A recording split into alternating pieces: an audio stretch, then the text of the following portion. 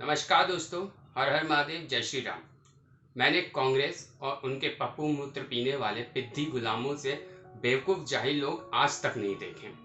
जहां पूरी दुनिया कोरोना वायरस की महामारी से लड़ रही है, सारे देश कोशिश कर रहे हैं एक दूसरे की मदद की जाए ताकि इस महामारी से बाहर निकला जा सके।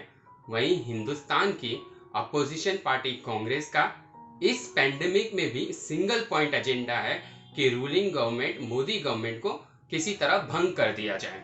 ये और इनके गुलाम हर तरीके के हथकंडे अपना रहे हैं और बार बार ये मुंह की खा भी रहे हैं। इन कांग्रेस स्टेट्स को जीएसटी कंपनसेशन नहीं दिया गया, ये झूठ इन लोगों ने लगातार फैलाया है। मैंने पिछले वीडियोस में इसकी भी पोल खोली थी। सोचिए, राजस्थान के सरकारी अस्पताल से 11 करोड़ के मास्क चोरी हो गए, किसी को कोई खबर ही नहीं इसकी। महाराष्ट्र से बिना टेस्ट किए सिख श्रद्धालुओं को पंजाब भेज दिया गया। वहां पहुंचे सिख श्रद्धालुओं में से 173 कोरोना पॉजिटिव डिटेक्ट हुए। पंजाब सरकार, जो कि कांग्रेस ही है, उन्होंने खुद महाराष्ट्र की खिचड़ी सरकार को लताड़ लगाई। ऐसे में राहुल बाबा लोगों को एंटरटेनमेंट करने का कोई मौका ही नहीं छोड़ रहे। ये जो जोन्स बने हैं, रेड, ऑरेंज, ग्रीन, ये नेशनल लेवल से बने हैं। ये जोन्स स्टेट लेवल पे बनने चाहिए। हमारे स्टेट के चीफ मिनिस्टर्स हमें कह रहे हैं कि नेशनल लेवल पे जो रेड जोन है वो एक्चुअली ग्रीन जोन है, रेड जोन है वो एक्चुअली ग्रीन जोन है, और जो ग्रीन जोन है वो एक्चुअली रेड।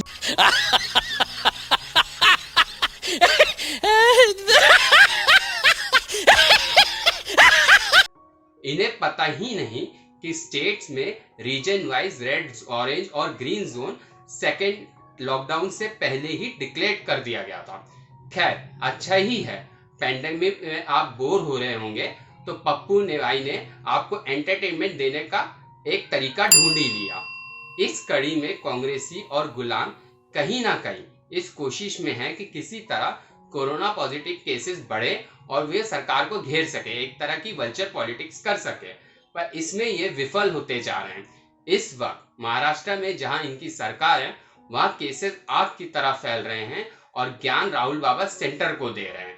एक स्टेट संभाला नहीं जा रहा है इनसे, और सोचिए ये सेंटर में होते तो देश का क्या हाल होता है।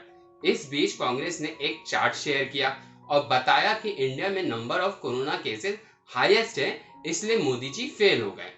गुलामों की खुशी का ठिकाना नहीं रहा। वो तो मतलब जैसे नेक्स्ट डोज ऑफ पप्पू मूत्र मिल गया हो और उछल कूद मचाने लगे सोशल मीडिया पर इसमें भी ये खुद ही एक्सपोज हो गए। तो हुआ ये कि कांग्रेस ने अपने ट्विटर हैंडल से एक चार्ट शेयर किया 5 कंट्रीज का, इंडिया, पाकिस्तान, इंडोनेशिया, सिंगापुर और जापान, और बताया क्योंकि इंडिया में हाईएस्ट नंबर ऑफ केसेस हैं, इसलिए तंज कसा कि मोदी जी ने फाइनली इंडिया को वर्ल्ड लीडर बना दिया है। मैंने कहा ना, पप्पू की पार्टी में सभी जाहिल पप्पू हैं। बेवकूफों ने 4 कंट्रीज से कंपेयर किया, मानो इन 4 कंट्रीज के अलावा देश दुनिया में कहीं और किसी देश में कोरोना वायरस केसेस है ही नहीं। सब साले पप्पू भरे पड़े हैं इस कांग्रेस में। यूएस में 13 लाख से ज्यादा कोरोना पॉजिटिव केसेस हैं, तो वो इंडिया से ज्यादा हुआ कि कम हुआ? इंडिया कंपैरेटिवली 62,000 के करीब केसेस हैं। मोस्ट केसेस कैसे हो गया यहाँ पे? इंडिया में इसका मतलब है यूएस के कंपैरिजन में सिर्फ 5% पेशेंट्स हैं। इनफैक्ट इंडिया से ज्यादा केसेस 13 कंट्रीज के हैं।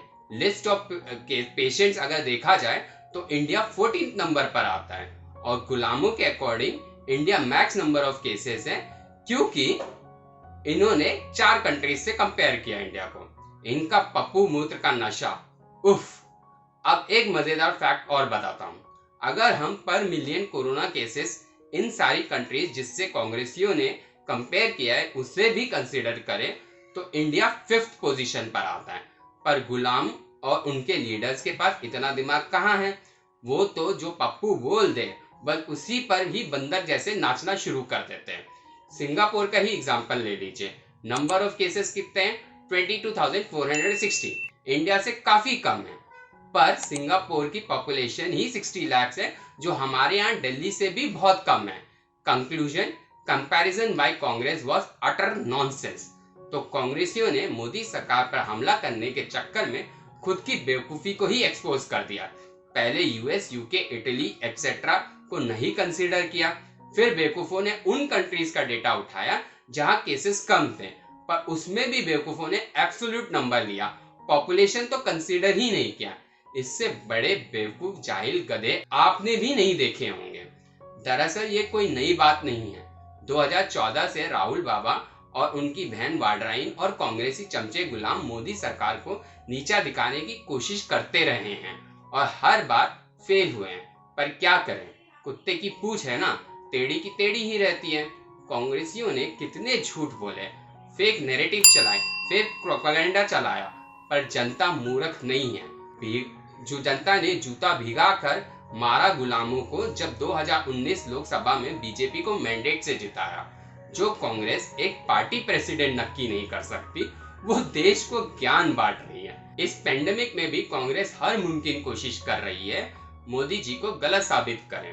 पर कहते हैं ना, जनता जनार्दन होती है, उसका डिसीजन फाइनल होता है।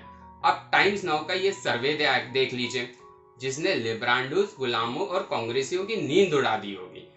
कोई बात नहीं, जी हाँ, कोई बात नहीं अगर वो इस सर्वे को भी गलत बोल दें। डिनायल मोड में तो ये 2014 से 2019 तक रहे हैं और इन्हें जवाब भी मिल गया है। और फिर डिनायल मोड में इन्हीं पिद्दियों को सबसे ज्यादा हार्म भी हुआ है। अपना क्या, अपन तो भाई खुश हैं। मोदी जी की पॉपुलैरिटी अभी भी सही चल रही है, बाकी तो आने वाला समय बताएगा। आपको क्या करना है? अरे लाइक, शेयर, कमेंट कर दीजिए भैया, और नए व्यूअर हैं तो सब्सक्राइब कर लो यार। धन्यवाद दोस्तों, जय हिंद, जय भारत।